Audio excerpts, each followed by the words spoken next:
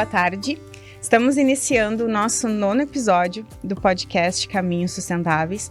Esse podcast que vem com a missão de trazer mais conhecimento, informação e consciência ambiental para quem nos ouve, para quem nos assiste, e levar o assunto, levar a temática do meio ambiente e da sustentabilidade a cada vez mais pessoas, ultrapassando cada vez mais fronteiras. Eu me chamo Bruna, sou engenheira civil, empreendo na engenharia e atuo na área ambiental há mais de 4 anos. E este projeto tem sido um tanto quanto desafiador e é uma alegria muito grande estar aqui em mais um episódio. Para você que não nos segue nas redes sociais, siga o Pod Caminhos Sustentáveis no Facebook e no Instagram e se inscreva no nosso canal do YouTube para assistir este e os outros episódios que já estão no nosso canal. Este episódio e este programa, que tem o patrocínio da Sustenbio Engenharia e Meio Ambiente, que há mais de 8 anos vem trazendo soluções inteligentes em engenharia e consultoria ambiental para Santa Maria e região, para você e para o seu negócio. Siga a Sustenbio nas redes sociais também e acompanhe o trabalho dessa empresa. E hoje nós temos um convidado muito especial que vai trazer um tema muito interessante, né? Diferente do que a gente já falou aqui, é um estudo de caso, é um projeto que ele vem desenvolvendo na universidade. É o professor Cássio Arthur Wohlmann. Ele é graduado em Geografia, bacharelado pelo FSM, é doutor e pós-doutor pelo Programa de Pós-Graduação em Geografia Física da Universidade de São Paulo. Atualmente é professor do Departamento de Geociências da UFSM, atendendo os cursos de Geografia, Licenciatura e Pós-Graduação em Geografia. Ele também é docente responsável pelo Laboratório de Climatologia em Ambientes Subtropicais, pesquisador, bolsista pesquisador de produtividade em pesquisa do CNPq, orientou mais de 50 trabalhos em nível de graduação e pós-graduação, sempre na área de climatologia. E hoje ele vem trazer para nós, vem falar com a gente sobre um projeto que ele é mentor e responsável, que é o projeto O Sistema Clima Urbano de Balneário Camboriú, Santa Catarina. Professor Cássio, seja muito bem-vindo ao nosso programa. Muito obrigado, Bruna. Bom, gostaria que o senhor falasse um pouco mais, antes da gente falar sobre o Balneário Camboriú, né, sobre esse projeto, um pouco mais da sua trajetória, da sua história na UFSM, instituições, né, o senhor que tem uma vasta trajetória, né, em projetos, em publicações científicas, em pesquisa, né, na área de bacias hidrográficas, de climatologia. Então, gostaríamos de lhe conhecer um pouco melhor. Imagina, um prazer estar aqui, muito obrigado pelo convite. Bom, como já se vão 20 anos, né, estudando geografia, desde que eu entrei na graduação aqui na UFSM, há 20 anos, exatos 20, quase 21 anos atrás, e desde o princípio, né, a climatologia sempre me chamou a atenção. E dentro da climatologia a gente tem uma gama de estudos muito diferentes que a gente pode adotar. O estudo de clima urbano, o estudo de enchentes, o estudo de desastres ambientais, a climatologia aplicada às culturas agrícolas, o estudo de eventos extremos, a previsão meteorológica. Então, a climatologia nos oferece uma gama imensa, né, de trabalhos que a gente pode desenvolver dentro da universidade, mas não só como pesquisador, mas também como geógrafo, né, para aqueles profissionais que não são professores de geografia, mas são geógrafos. Então, a climatologia tem uma aplicabilidade muito grande, aliás, sempre teve no mundo uma aplicabilidade muito grande, mas eu acredito que nos últimos 20, 25 anos, por toda a discussão a respeito de mudanças climáticas e aquecimento global, a climatologia nunca esteve, né, mais em voga na mídia do que nas últimas 2 décadas. Então a climatologia sempre me despertou uma curiosidade muito grande, e há 20 anos trabalhando com isso, há 20 anos eu ainda não sei nada, né? não no sentido prático, mas ainda me motiva muito a buscar novas realizações. Então acabei trabalhando muitos anos como geógrafo também, mas sempre buscando, paralelo a isso, fazer a pós-graduação para me tornar professor universitário. Já na UFSM eu estou há 13 anos como professor. Foi uma grata surpresa na minha vida poder ser professor na instituição que eu estudei na graduação. Eu não fiz a pós-graduação aqui, fiz em São Paulo. E nunca pensei que pudesse voltar para Santa Maria. Acabei voltando para Santa Maria, o que foi uma grata surpresa que a vida me reservou. Ai, que legal. E falando em climatologia, né? Como o senhor disse, estamos em um momento em que estamos falando muito sobre o clima, sobre alterações climáticas, sobre o que o desenvolvimento da humanidade em si, né? Das cidades, das pessoas, né, das gerações, vem causando e vem trazendo, né, para o meio ambiente, para o que a gente está vivendo. E dentro disso, acredito que se iniciou esse projeto, que é muito interessante, né? Que é o Sistema Clima de Balneário Camboriú. Então, fala um pouco pra gente o que é esse projeto, né? E o que trouxe a necessidade, né? Ou a visão de se fazer esse estudo. Sim. Bom, na climatologia brasileira, a gente pode dizer que ela tem diversas vertentes. Mas a vertente que mais tem trabalhos, mais tem pesquisas dentro da climatologia brasileira é o que a gente chama de climatologia urbana, que é o estudo de como as variáveis meteorológicas se comportam, variam no espaço urbano. Isso, obviamente, surge a partir ali dos anos 70, 80, quando o Brasil começa a se tornar um país urbano. Até então nós éramos um país mais rural e a partir da década de 70 nós passamos a nos tornar um país mais urbano. O processo de urbanização, com mais fervor, ele começa na década de 1970, né? E o projeto de Balneário Camboriú ele surge justamente por isso. Porque na primeira década do século XXI, né, mais precisamente em 2009, foi construído no litoral brasileiro o primeiro arranha-céu com mais de 40 andares. E esse edifício é em Balneário Camboriú, né? O que colocou Balneário Camboriú no mapa internacional de cidades litorâneas com grande quantidade de verticalização, né? Nós temos, em termos de cidade litorânea, para o hemisfério sul, Balneário Camboriú é a cidade mais verticalizada do mundo, no hemisfério sul, né? Deixando isso muito bem claro.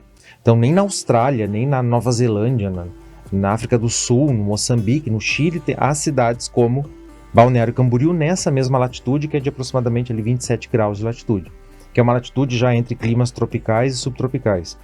Então a gente teve, o projeto ele surge num contexto, né, de um novo movimento de urbanização no Brasil, que não é mais aquele movimento de uma cidade que cresce horizontalmente, mas de uma cidade que cresce verticalmente para cima, e não verticalmente para cima com prédios de 10, 15 andares, mas com prédios de 40, 50, 60. Então isso foi um fenômeno novo que começou a acontecer no Brasil. Mas o que me motivou mesmo a pesquisar essa cidade foi uma coisa bastante interessante, que eu estava fazendo um trabalho de campo com os meus alunos em Santa Catarina, em 2017, e nós pegamos aqueles famosos engarrafamentos na BR-101, ali em Balneário Camboriú. A BR travada, nós parados na BR, e o mar ali em Balneário Camboriú ele é muito próximo da BR, né? Em algum ponto ali o mar, questão de 200 metros, você enxerga o mar da BR. E estava um dia absurdamente quente e não tinha um vento, não tinha nada de vento, as folhas das árvores não se mexiam. E eu cheguei e olhei e digo, não, vento tem, né? A beira-praia sempre tem vento. O vento não está chegando até aqui porque os prédios estão bloqueando essa circulação de ar. Então isso gera um efeito climático muito interessante de ser estudado. Então, de uma percepção momentânea, acaba surgindo o projeto, né, que em 2017 a gente tem os primeiros pensamentos a respeito de como desenvolvê-lo, mas a gente começa a desenvolver ele na prática mesmo em 2019. E trazendo um pouco, né, para nossa região, né? Por mais que a gente não tenha arranha-céus, a questão da verticalização, ela é muito crescente na maioria das cidades, né?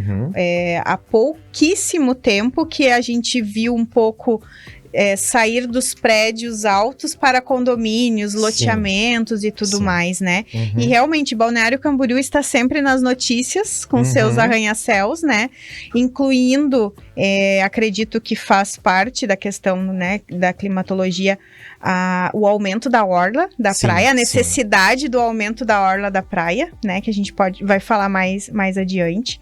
E para a gente, né, saber um pouco mais quais foram os principais desafios, né, mais específicos, assim, que foram surgindo quando vocês começaram a estudar o clima, o que foi vendo, o que foi desafiando cada vez mais vocês? Bom, vamos dizer assim, do ponto de vista prático de execução da pesquisa, Duas coisas foram os dois principais desafios num primeiro momento, que um foi a própria distância, né? Balneário Camboriú está a 800 quilômetros de Santa Maria, então ter que mover equipes de outros professores, outros colegas, estudantes para estudar, executar pesquisa até Balneário Camboriú é um movimento bastante difícil, são 800 quilômetros, né? É um dia viajando, depois dias pesquisando e depois um dia voltando.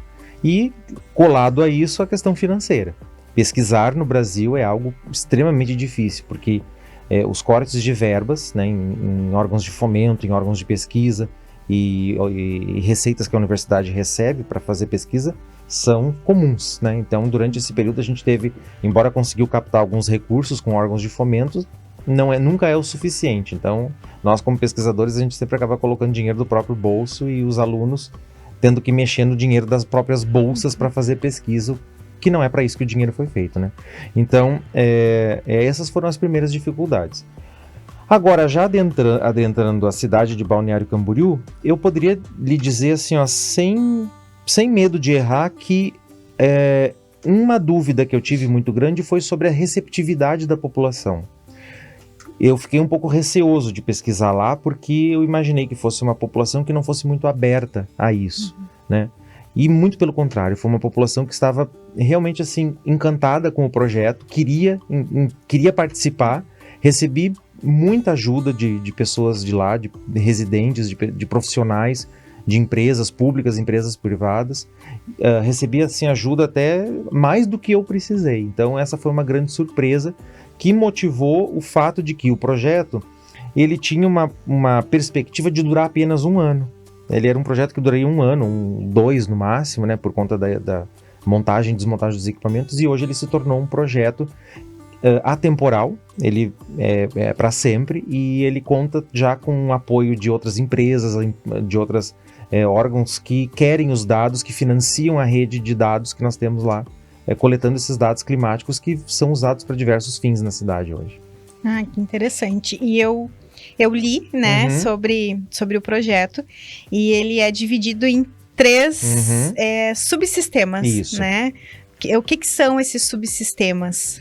Bom, como é que eles foram definidos também, né? Essa é uma parte metodológica, né? O pesquisador que trouxe os estudos de clima urbano para o Brasil, ou que, vamos dizer assim, foi um dos primeiros que trouxe esses estudos de clima urbano para o Brasil, que foi o falecido geógrafo Carlos Augusto de Figueiredo Monteiro, ele, com base em bibliografias internacionais, principalmente de pesquisadores da Inglaterra, da França, dos Estados Unidos e do Japão, ele entendeu que no Brasil os estudos de clima urbano poderiam ter 3 caminhos, né?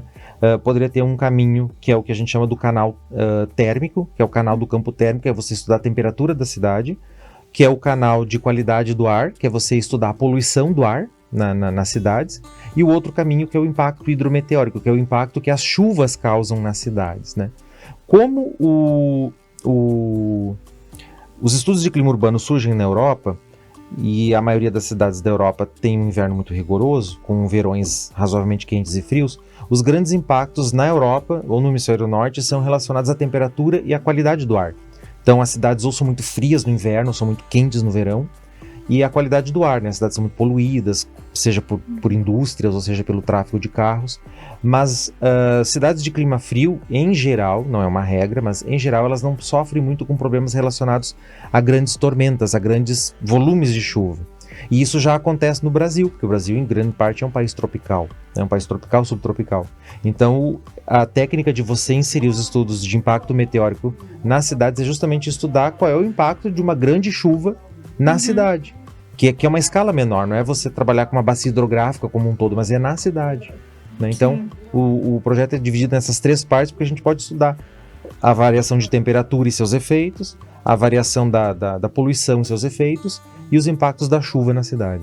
Sim, e eu vou pular aqui uma questão, porque vem a curiosidade, veio a minha curiosidade, né, lendo o projeto, e eu acredito que de quem está nos escutando também, até para a gente entender, porque muito se fala, né, que a urbanização trouxe, né, a mudança no clima, né, mudança na hidrografia, na vegetação e tudo mais, se isso altera. Mas se ter um estudo prático, né, que a gente consiga ver resultados disso, já é diferente, né? Sim. A gente é mais palpável, né?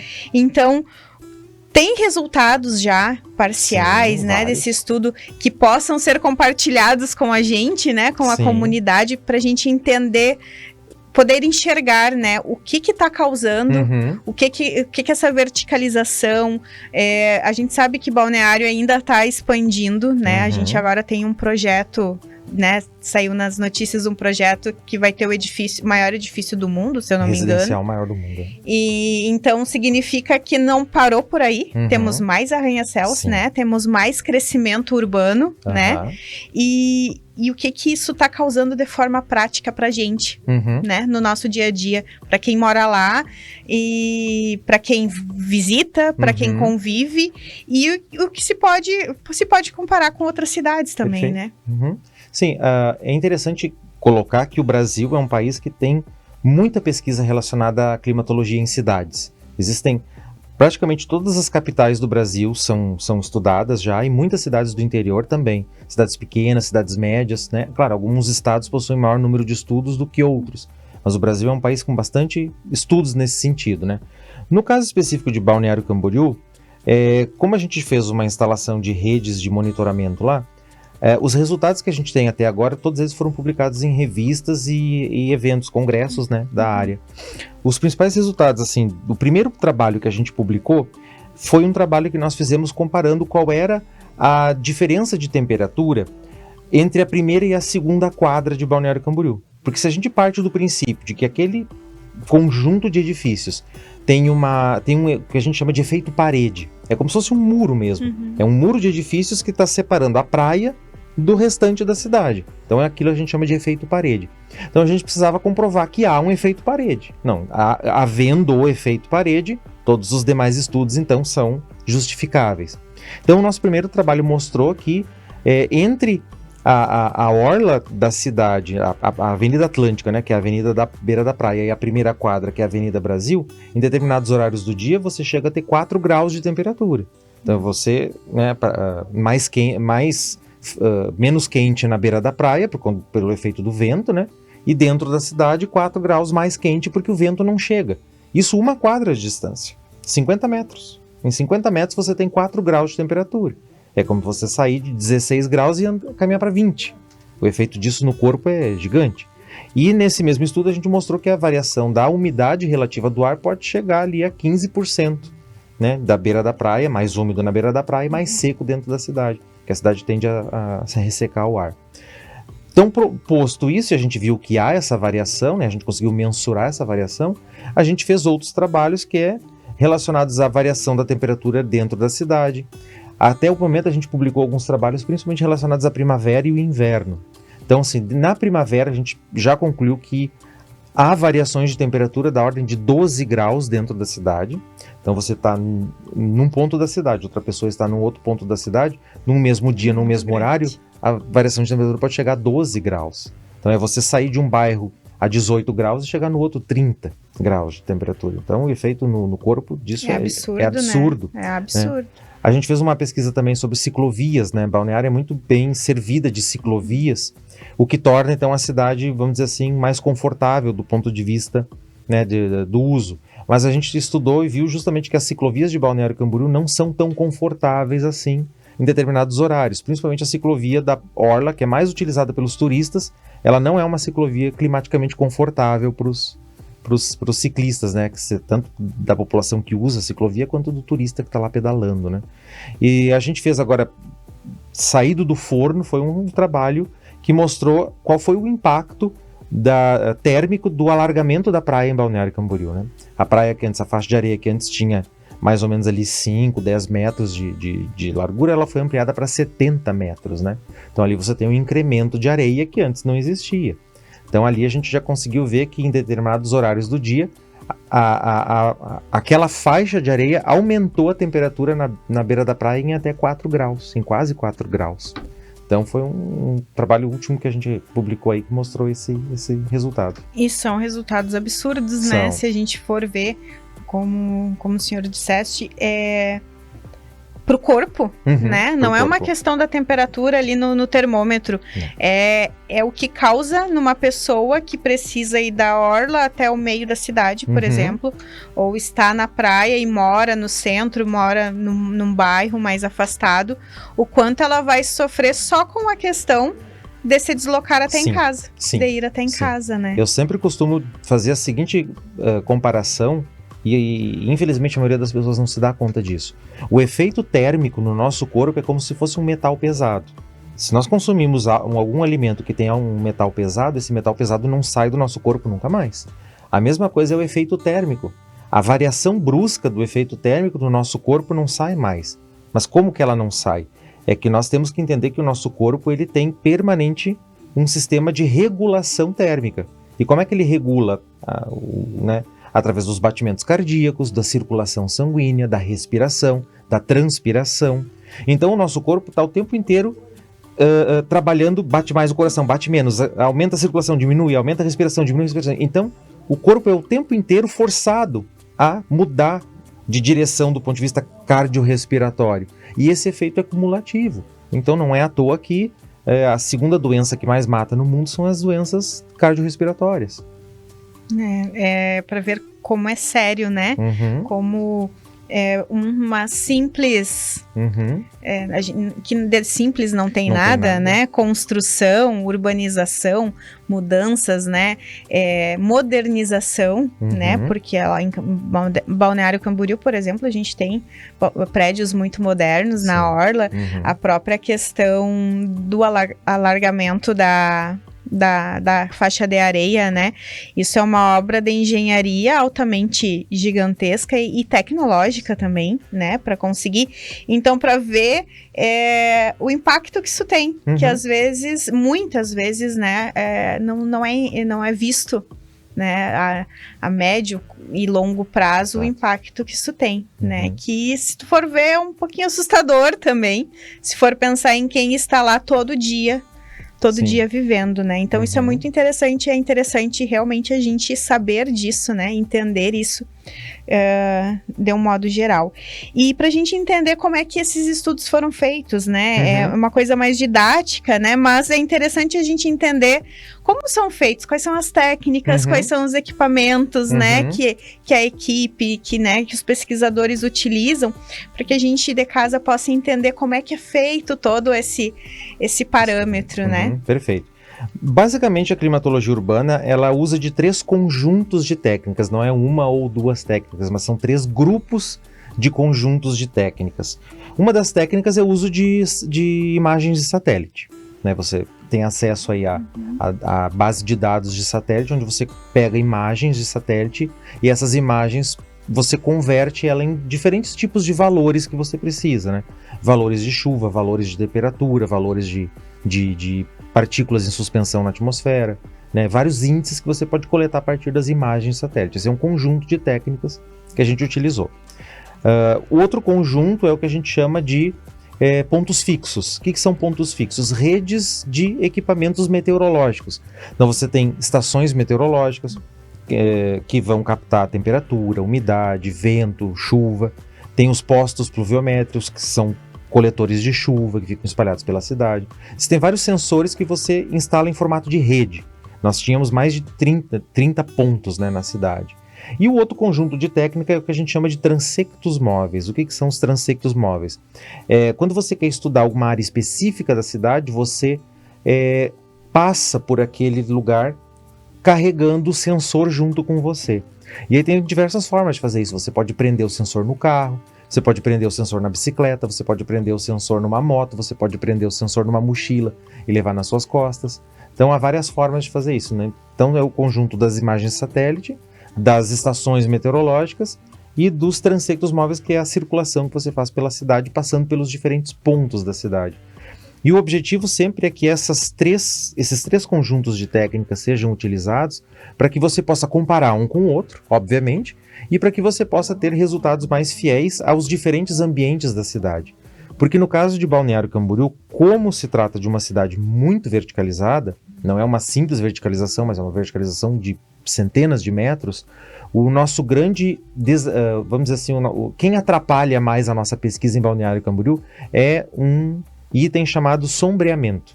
Os prédios causam muito sombreamento, muito sombreamento. O efeito da sombra é sentido quilômetros a partir de um edifício. E esse sombreamento acaba, muitas vezes, atrapalhando. A gente quer sentir realmente qual é o efeito desse sombreamento, mas em alguns momentos ele atrapalha a gente. Então a gente tem que fazer sobreposição desse conjunto de técnicas para poder tentar entender o que acontece numa área que ora está sombreada, ora não está sombreada. E esse sombreamento, além dele em si, das ruas, né, ele causa um impacto nos prédios menores, Sim, né? Sim. Que aí vem, que a gente fala muito, né, de abrir a janela e pegar um sol dentro de casa. Exatamente. Esse é um problema que eu vejo já acontecendo em Santa Maria há muitos anos. Eu havia falado no começo que eu vim para Santa Maria 20 anos atrás, e quando eu retornei a Santa Maria, eu fui muito feliz em retornar para Santa Maria. Porém, quando eu retornei para Santa Maria, eu vi uma cidade que já não era mais a mesma cidade que eu havia vivido no tempo da graduação. Santa Maria era uma cidade o quê? Que você tinha alguns prédios altos no centro da cidade, e todos os demais predinhos eram prédios de 3, 4, 5 andares no máximo, né? O que era muito bom, porque os prédios eram ventilados, todos os apartamentos pegavam sol. E hoje em dia você pode morar num edifício ali de 3, 4, 5 andares, quando vê, constrói um de 20 ao seu lado, e você matou o sol naquele edifício. E aí você perde em qualidade de vida, você tira, né, o valor daquele imóvel, aquele imóvel perde valor de mercado e torna o ambiente insalubre. O pior efeito do sombreamento de um prédio sobre outro ou de um prédio sobre a rua é transformar aquele ambiente que ora pegava sol e tinha ventilação em um ambiente úmido, escuro e com aumento da velocidade do vento. Porque quando você cria um corredor entre dois prédios, a ventilação é forçada. Então você cria um ambiente com ventilação forçada, que causa vários problemas, quebra a janela, né, bate porta, algumas coisas nesse sentido. Problemas sonoros, o vento assobia mais. E você cria, então, um ambiente insalubre, com maior umidade, quase nada de radiação solar. E aí você tem que pensar que quem é o público que mora nesses prédios? São pessoas mais idosas, são pessoas que às vezes investiram uma vida inteira para comprar aquele patrimônio, e aí estão vivendo dentro de um patrimônio que ajuda no processo de adoecimento delas, né? Não pega mais sol, não pega mais vento, e a pessoa não dorme mais de tanto barulho que o vento faz. É verdade, impacta significativamente, né? A gente vê, incluindo agora, né, com as fumaças, o impacto de doenças respiratórias, né? O inverno lá do apartamento mofado, a parede mofada, o teto mofado, sem ventilação, o quanto é importante, né? E a interferência disso causa realmente grandes impactos, né? E no caso de Balneário Camboriú, que é o nosso estudo de caso hoje, né? Como é que o vento se comporta lá? Como é que são as correntes de vento? Como é que é a circulação nesses prédios que estão sufocados, né? Se a gente for ver, né? Pelo que tá, pela verticalização ao redor. Como é que funciona atualmente essa corrente? Essa circulação. Bom, Balneário Camboriú ela tem um ponto positivo e negativo, uma característica que ao mesmo tempo ela pode ser positiva e negativa. Balneário Camboriú tem muitas ruas que dão acesso ao mar, né? Você tem a Avenida Atlântica e muitas ruazinhas que dão acesso ao mar. O que é bom, porque daí a circulação do mar entra na cidade. Só que como Balneário Camboriú era uma antiga vila de pescadores, essas ruas são muito estreitas. Esse foi um defeito de Balneário Camboriú. A cidade cresceu, mas não planejou a sua rede viária. Então você tem muitas ruazinhas, mas ruazinhas estreitas. Então o ar entra na cidade, mas ele entra por vias estreitas. E qual é o grande problema que você tem disso? Você não tem um vento que refresca. Você tem um vento que justamente por passar numa rua mais estreita, ele aumenta a sua velocidade e ele gera problemas. Ele gera problemas de, né, com ruído, vamos dizer assim, estraga estruturas, né? pode gerar, por exemplo, problema, como já aconteceu, acho que foi 2019 ou 2020, que alguns pedreiros ficaram pendurados nos andaimes construindo, né, os prédios durante uma tempestade, foram pegos de surpresa e ficaram pendurados né, nesse momento. Então o vento, e como a barreira de prédios é tão grande, você já na segunda ou terceira quadra já não sente mais esse vento. Então você tem assim, ó, uma grande quantidade de vento em velocidade na primeira quadra, no máximo na segunda, e no restante da cidade, porque Balneário Camboriú é disposta em avenidas a partir da orla, né? Atlântica, Brasil, terceira, quarta, quinta e sexta avenida. Já a partir da terceira avenida em diante você já não sente mais o vento.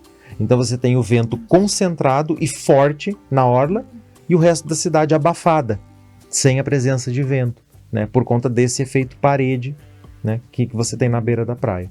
Então a variação do vento, esse é um ponto da pesquisa que agora nós estamos nos debruçando sobre ele, né, analisando melhor os efeitos do vento, mas nós já entendemos que o vento em Balneário Camboriú tem um aumento de velocidade no meio dos prédios, mas ali esse vento já é dissipado por conta, né, de todos os efeitos de redemoinho que os prédios produzem, né, e jogam esse vento para cima. Então o vento não entra para dentro da cidade, ele entra, ele sofre efeito de redemoinho e sobe. E para o restante da cidade ele não entra. Então o resto da cidade é abafado. E vendo, né, o comportamento lá, né, em loco, surgiram novos questionamentos ou novas linhas na pesquisa que fizeram vocês mudar um pouco o projeto original de que, não, a gente vai precisar ver mais coisas. Sim. Teve esse meio do caminho? Teve esse meio do caminho, e esse meio do caminho veio com a chuva.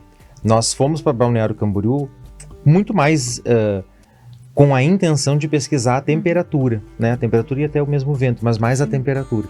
E no meio do caminho a gente se deparou com uma cidade que a gente não tinha essa consciência de que era uma cidade que chovia muito. É uma cidade muito úmida. E casualmente, durante o período que a gente fez as principais coletas, choveu drasticamente em Balneário Camboriú. Nós tivemos vários eventos extremos lá, alguns deles até ficaram famosos na mídia, né?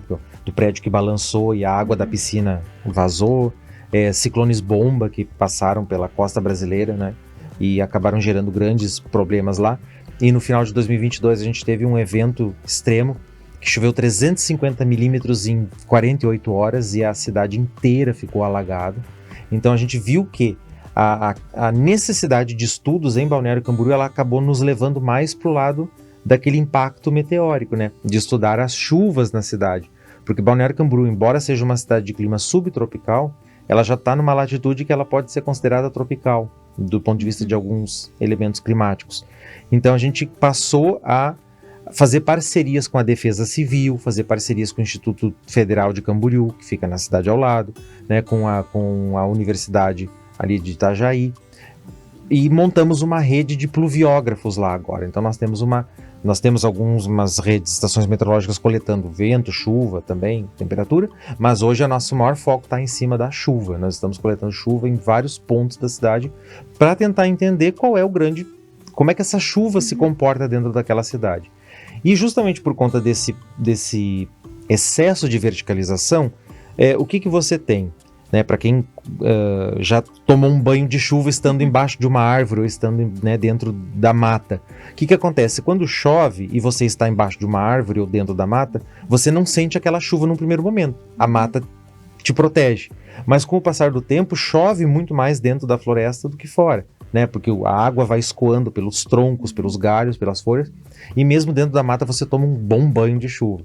Balneário Camboriú acontece mais ou menos a mesma coisa. No primeiro momento, quando chove, como você está entre os prédios, você não sente muito a chuva, mas entendendo que aqueles prédios são grandes coletores de água e depois toda aquela água vai escoando pelas paredes, né, essas paredes têm 100, 200 metros de altura, pelas janelas, pelas calhas e tudo mais, depois aquela água toda concentra na cidade. E aí é por isso que você vê aqueles alagamentos com os carros embaixo d'água, a areia da praia sendo levada embora, a água invadindo a recepção dos prédios, né, porque você tem esse efeito de retardamento. Então Balneário Camboriú, embora uma cidade bastante moderna, ela tem sérios problemas estruturais que não foram curados, vamos dizer assim, que não foram planejados desde a sua origem, né? Sim, eu, por ser da área, né, e já se interessar e estudar sobre isso, a gente acaba sempre vivendo, conversando sobre o impacto, né, das cidades, do aumento das cidades. Mas esse estudo realmente me impactou bastante. Eu até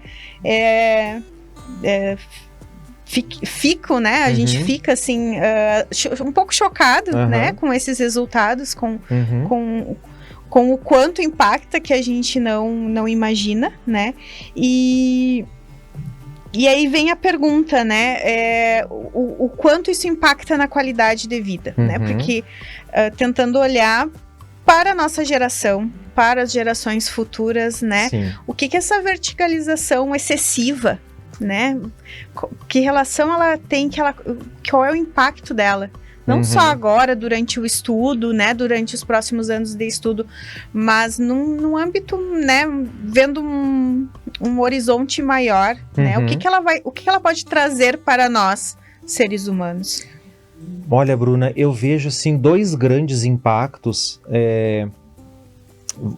eu diria até social-cultural, e o outro climático, que também não deixa de ser cultural. Primeiro que você cria uma cidade, falando especificamente de Balneário Camboriú, mas isso a gente pode falar para qualquer outra cidade. Né? Acaba sendo genérico, né?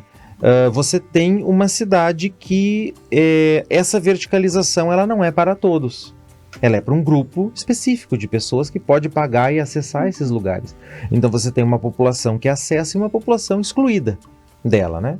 Dessa verticalização, que é onde estão os shopping centers, é onde estão os comércios, é onde estão as lojas, é onde estão os melhores imóveis da cidade. E aí você cria toda uma rede, né, de investimento ali que boa parte da população não vai ter. Então, esse seria, eu diria que é um efeito climático, um efeito social, econômico, mas também climático, né? Porque as pessoas que moram em áreas não verticalizadas, elas acabam sofrendo os impactos adversos disso. Porque essa verticalização toda impacta na residência dessas pessoas. Eu tenho uma foto muito interessante, posso te mostrar depois, que mostra a sombra do prédio sobre um bairro a quilômetros de distância. Então aquela pessoa que mora lá naquela casa, que é uma casa simples, é um bairro de pescadores em Balneário Camboriú, ela nunca pensou que a sombra do prédio ia assombrar a casa dela, porque ela está a uns 2 km de distância do prédio. Então ela não pediu aquilo. E ainda sofre o impacto daquilo. E o outro conjunto de impactos que eu vejo é que a população que vive dentro desses apartamentos ou que acessa esses locais, né, e mora nesses locais e circula sobre esses locais, acaba criando uma espécie de bolha. Porque esses apartamentos, a grande maioria deles, não são apartamentos com janelas, com varandas. São apartamentos fechados, são apartamentos com circulação de ar, com ar-condicionado, com calefação. Então, aquela população que vive ali dentro não experimenta de fato o clima. Ela está sempre dentro de um clima artificial. Então, o seu apartamento é climatizado, entra no carro, o carro é climatizado, vai para o trabalho, vai para um shopping, é climatizado. Então, essas pessoas não vivem de fato o impacto. Elas causam o impacto, mas elas não vivem o impacto. E aí é justamente nesse ponto que a gente, nesse momento, está desenvolvendo uma pesquisa lá em Balneário Camboriú, que é a percepção da população frente às mudanças climáticas. Como que a população de Balneário Camboriú percebe as mudanças climáticas? E aí entrevistando diversas faixas etárias, sexo, etnia, né, origem das pessoas. Então, assim, a gente chega à conclusão de que pessoas que realmente vivem o mundo, que, né, como eu e você, que a gente vive na rua de fato, a gente percebe de um jeito as mudanças climáticas, que a gente está ali na hora da chuva, na hora da onda de calor, na hora do alagamento, a gente está ali com o carro na rua. E as pessoas que vivem nessa bolha, né, elas não sentem isso. Então, para elas, a mudança climática não existe. E aí vem o famoso negacionismo climático, né? Então, a gente quer levantar isso lá também. E aí vem o que pode ser feito, né? Estudando a opinião da população, a gente vem em o que a gente pode fazer, influenciar em políticas públicas privadas, né? O que pode ser feito, porque a gente sabe que tem que ser feito, Tem que ser né? feito. Precisa ser feito alguma coisa. E nesses anos de estudo e visualizando, né, os próximos anos de estudo ainda que vocês têm, o que vocês conseguem já enxergar, né, e já ver o que pode ser mudado, remediado, prevenido, né, nesse contexto todo. Isso. Eu vejo basicamente assim, ó, 3 coisas podem ser feitas em Balneário Camboriú sem, vamos dizer assim, sem você mexer muito numa estrutura social, econômica e cultural que já existe lá. São 3 medidas muito simples de serem feitas. Uma delas eu acredito que até talvez já seja feito, é que a gente não tem acesso aos projetos dos edifícios, né? Mas uma delas é a própria coleta da água da chuva. Toda construção deve ter um sistema de coleta da chuva. Não deixar que essa água vá para as galerias, que vá para o esgoto pluvial, que vá parar na rua, né? Que seja feito algum tipo de aproveitamento com essa água. Que o empreendimento guarde essa água e depois comece a lançar lentamente para que não ocorra o alagamento da cidade, né? Isso é uma medida que teria que ser tomada por parte do poder público e colocada para as construtoras. Olha, o seu projeto só vai ser aprovado na prefeitura se ele tiver um sistema de coleta de água da chuva, né? Uma cisterna, alguma coisa nesse sentido. Então, a gente está falando de grandes edifícios, é impossível que um edifício desse não possa guardar ali alguns milhares de litros de água, não vai fazer diferença nenhuma no projeto. A outra coisa, que é o que eu sempre defendo em Balneário Camboriú, é que a construção dos edifícios respeite mais ou menos algo que aconteceu nos Estados Unidos. Como o processo de verticalização dos Estados Unidos foi muito anterior ao do Brasil, logo na sequência os urbanistas já viram alguns problemas dessa urbanização vertical de grande altura e começaram a transformar os edifícios não em grandes paredões ou grandes caixas, mas em edifícios com degraus. Então, por exemplo, quando você vai ver o skyline de Nova York, né, aquela imagem clássica de Nova York, os edifícios possuem base larga e são estreitos no topo, né? Essa base larga e esse topo estreito favorece o iluminamento da rua, então você diminui o efeito do sombreamento, né? Então essa é algo que é simples de ser colocado, mas basta o poder público ter, né, mão forte para fazer isso. E a terceira coisa que eu acho a mais simples de todas é o incentivo aos famosos, aos que se conhece hoje em dia chamado de pocket parks. O que são os pocket parks? São parques pequenos. Já que você tem uma cidade extremamente verticalizada e não tem mais muito espaço para fazer prédio, e nem para abrir rua, e nem para fazer parque, porque às vezes você pensa assim, né, você que é da engenharia civil, vamos demolir essa parte aqui para fazer um parque, mas daí você gera resíduo de construção civil, que muitas vezes é pior do que fazer uma outra obra, né? Então os pocket parks são aqueles parques pequenos que muitas vezes são um canteiro, são uma pequena praça, um bicicletário, uma parede verde, né? Isso, se você implementa isso em diversos pontos pela cidade, o somatório desses pequenos parques gera um parque grande, gera um processo ali de arrefecimento bem interessante. E nesses pocket parks, dar-se preferência ao uso de pisos drenantes, pisos que absorvem a água da chuva, né? Que retém essa água para evitar o alagamento. Então são ideias simples, né? Ideias adotadas por várias cidades no mundo, que não são ideias caras, não são ideias revolucionárias, são ideias simples, mas que podem ser implementadas facilmente, não só em Balneário Camboriú, mas qualquer cidade. Santa Maria pode fazer isso tranquilamente. E trazendo, né, para outras cidades, muito se tem falado mais, né, e visto a necessidade de atualização de planos de arborização da cidade. Santa Maria, por exemplo, não me lembro se tem plano de arborização, mas e a necessidade de se ter, né, um plano de arborização. Se começar a olhar para esse lado, vamos, além de fazer um plano de urbanização, ter um plano de arborização, né, nessa questão dos parques, né, das avenidas, né, de ter mais árvores, ajudaria nesse sentido. Sim, principalmente lá em Balneário Camboriú, por exemplo, agora, depois que a orla foi ampliada, né, que a faixa de areia foi ampliada, eles estão fazendo um novo calçadão. E nesse novo calçadão estão plantando árvores, mudas nativas, recuperando não é a palavra certa, mas tentando restabelecer a vegetação de restinga que um dia teve lá. Então, há algumas medidas sendo feitas, mas essas medidas não são na cidade como um todo. Então, é importante, mas as medidas estão pontuais. E você tem que pensar a cidade como um todo, né? A cidade ela não pode ser pensada de forma isolada. Um bairro faz uma coisa e outro bairro não faz. Sim. Tem que ser de forma conjunta, a cidade como um todo, né? Sim. E a gente está falando muito, né? Trazendo bastante Balneário Camboriú, mas dando exemplo de Santa Maria, de cidades que não são litorâneas, né? Que não são costeiras. A verticalização, né? Ela traz as mesmas características, as mesmas consequências para uma cidade no interior do estado, da mesma forma que no litoral, ou as litorâneas elas têm mais impacto nessas mudanças? A litorânea ela tem um pouco mais de impacto porque o fato de estarem próximas do litoral, elas estão mais próximas, vamos dizer assim, que quando a gente fala litorânea, vamos falar litoral, assim, litoral Rio Grande do Sul, Santa Catarina, né? É um litoral subtropical. Ela enfrenta mais passagens de ciclones frontais, ela enfrenta ressacas no oceano, né? Então ela tem outros elementos aí que vai deixar, né, vai aumentar aí o conjunto de riscos para a cidade. Agora, no caso de Santa Maria, vamos dizer assim, a gente tem problemas parecidos com o de Balneário Camboriú, embora a fonte não seja a mesma, mas o problema é parecido. Vou dar um exemplo prático. Dia de vento norte em Santa Maria com esse monte de prédios, né? Caos.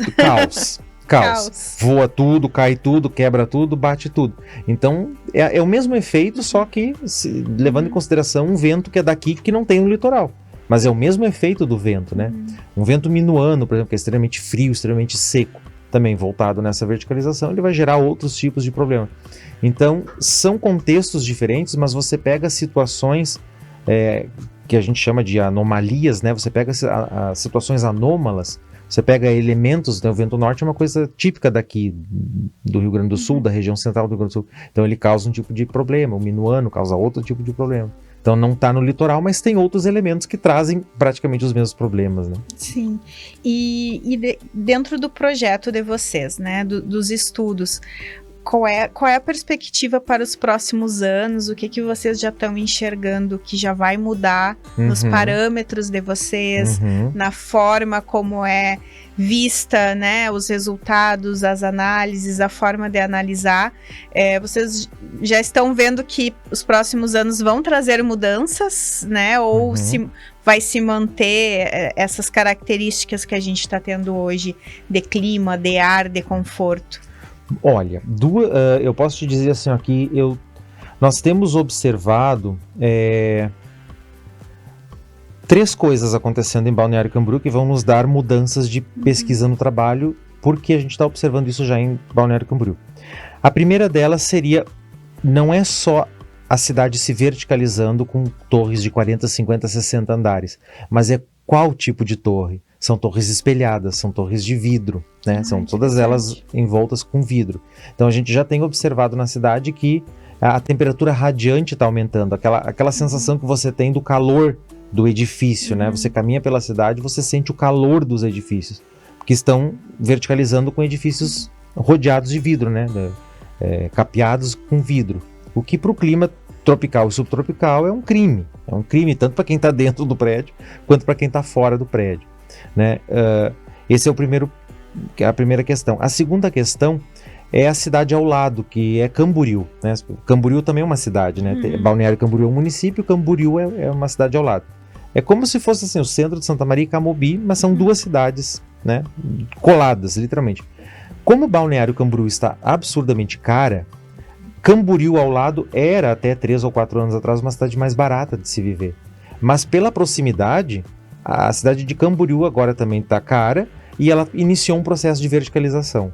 Não nos mesmos moldes que Balneário Camboriú, mas já têm sido construídos lá prédios de 15 e 20 andares. Numa cidade que é pequena, 60 mil habitantes. Então imagina uma cidade de 60 mil habitantes com prédios já de 20 andares. Né? Então esse já é nós estamos expandindo a nossa rede de pesquisa para cima de Camboriú também. E um outro caminho que o projeto está tomando, que naturalmente ele tomaria, é trabalhos mais voltados às pessoas, né? Num primeiro momento a gente teve que fazer o levantamento de que cidade é esta. E agora a gente está começando a pesquisar quem é essa população e de que forma ela sofre e pode melhorar o problema. E essa migração, né, para cidades vizinhas, assim como Camboriú, talvez algumas cidades mais próximas ali, não lembro qual é a mais próxima. Itapema, Itajaí. Essa migração, né, se deve a essa verticalização, essa alteração, que as pessoas estão ali em Balneário, em prédios menores ou em casas, está se tornando insalubre viver ali pela movimentação, e elas estão escolhendo sair. Sim. Tanto pelo preço, né?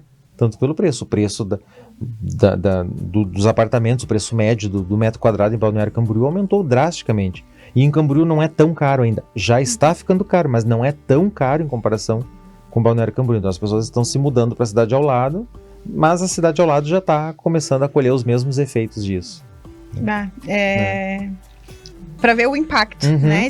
Começamos falando sobre Balneário Camboriú, né? E aí conseguimos trazer para outras cidades, até como Santa Maria, né? Para a gente entender o que altera no clima. E a gente já vê que para os próximos anos pode-se ter o aumento das cidades vizinhas, né?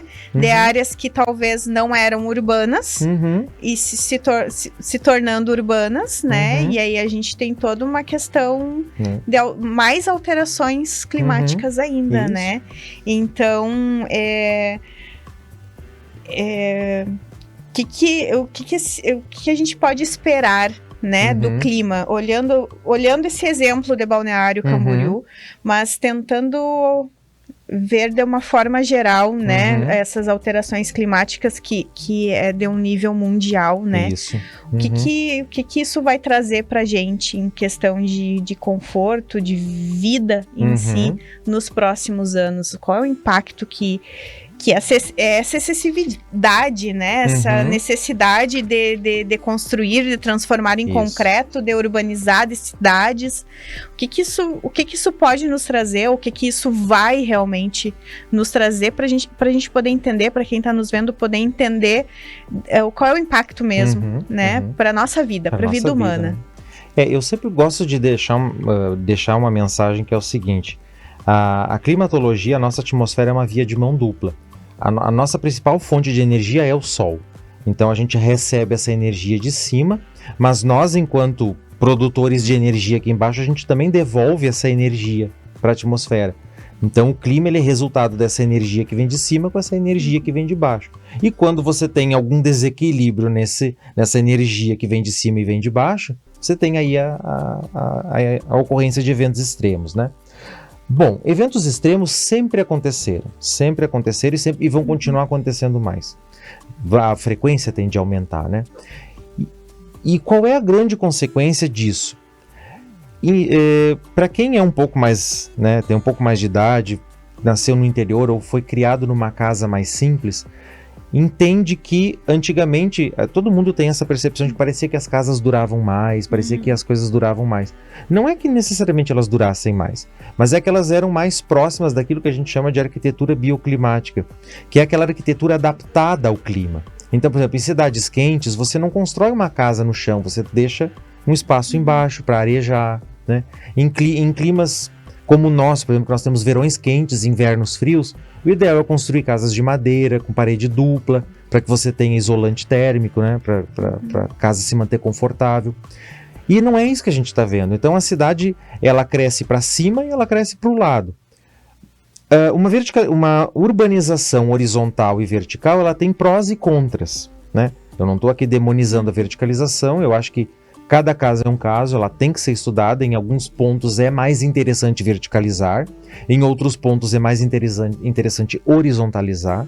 Mas o problema que eu vejo hoje, não só em Balneário Camboriú, mas em todo o Brasil, eu vejo isso como um problema de Brasil.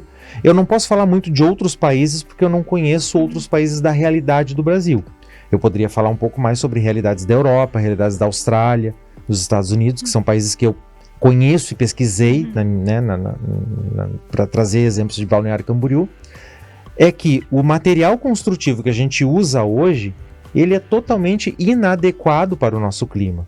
Então a gente constrói casas com determinados tipos de concreto, determinados tipos de tijolo, determinados revestimentos de gesso, revestimentos cerâmicos, revestimentos de zinco, de brasilite, de alguns tipos de telha, muito vidro, muito alumínio, muito ferro. Todos esses elementos, todos esses, né, materiais, você que é engenheiro civil sabe melhor que eu, eles são grandes absorvedores de calor. Então você cria uma casa, um edifício absolutamente desconfortável para quem está vivendo dentro. E são materiais que, dependendo da forma que você constrói, eles são totalmente fáceis de ser destruídos pela condição de tempo, né? A casa de estelha, né? Veja que casas, por exemplo, casas que têm o telhado mais pontudo são muito mais difíceis de destelhar do que casas que são com telhado plano. Então a nossa arquitetura, ela está sendo construída totalmente contrária ao que o nosso clima está pedindo. Então eu acho que a gente precisa ter, no Brasil especificamente, algumas legislações que mostrem que determinadas cidades, de acordo com o seu clima, tais e tais materiais e tais formas não podem ser feitas. Não podem ser feitas, porque se forem feitas, vão trazer problema para quem vive dentro e para quem vive fora, né? Por exemplo, condomínios habitacionais populares.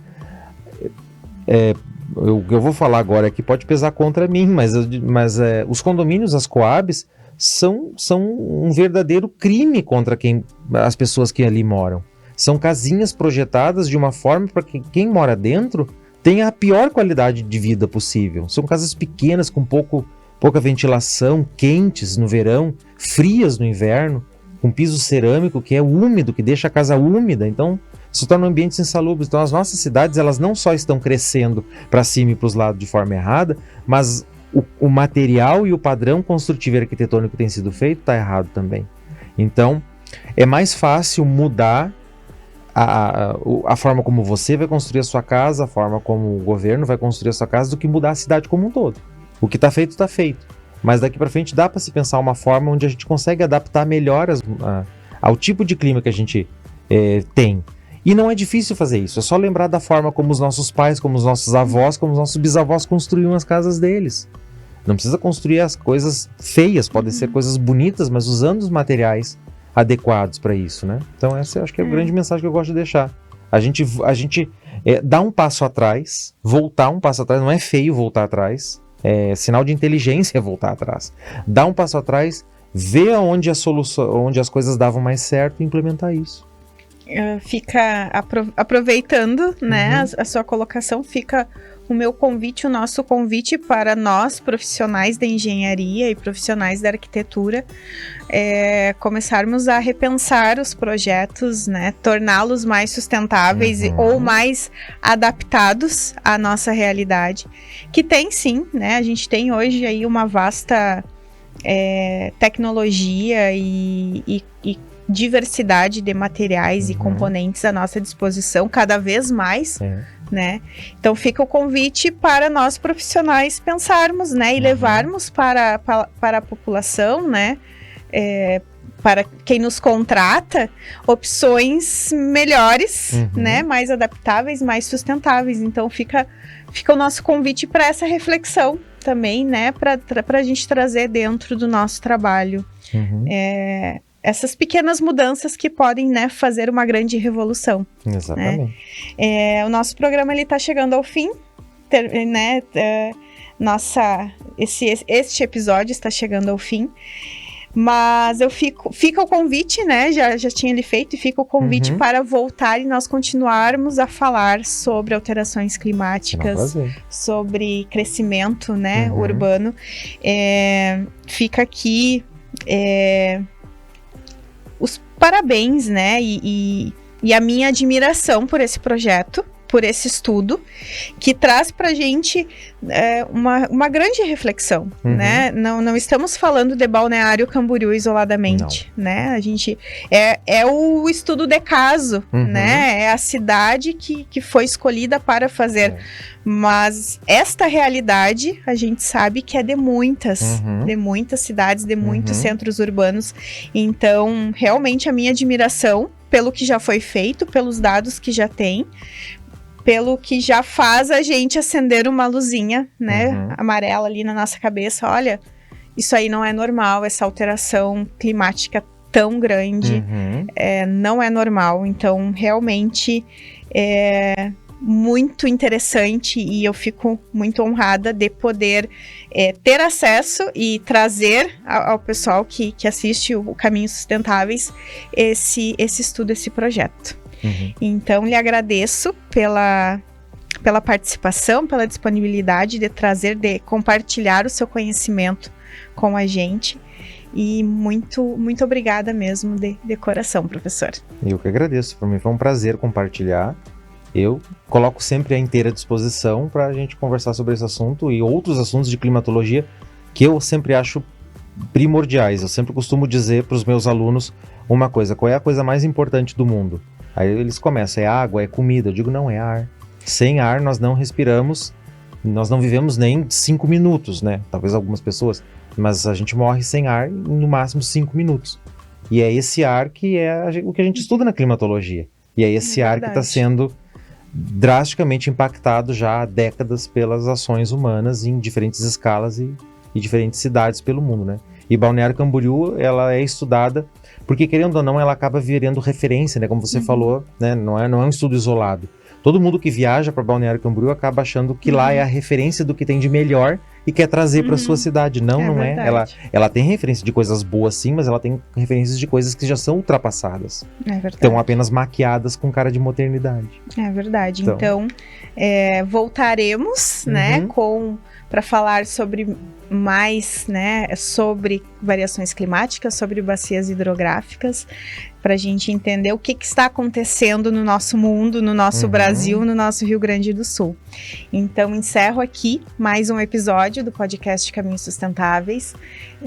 Hoje fico muito feliz de ter trazido esse tema, de ter, né, compartilhado com todos vocês esse tema que é tão importante, que nos afeta, sim, afeta eu, afeta você, afeta o professor Cássio, todos os dias, né, e vai ainda afetar daqui para frente. Então fica a reflexão, né, sobre todas essas alterações, sobre o que a gente pode fazer para mudar. Espero vocês no próximo episódio. Sigam o podcast Caminhos Sustentáveis nas redes sociais, @podcaminhossustentáveis. Se inscrevam no nosso canal do YouTube e acompanhem todos os nossos episódios. E me despeço aqui e até o próximo sábado.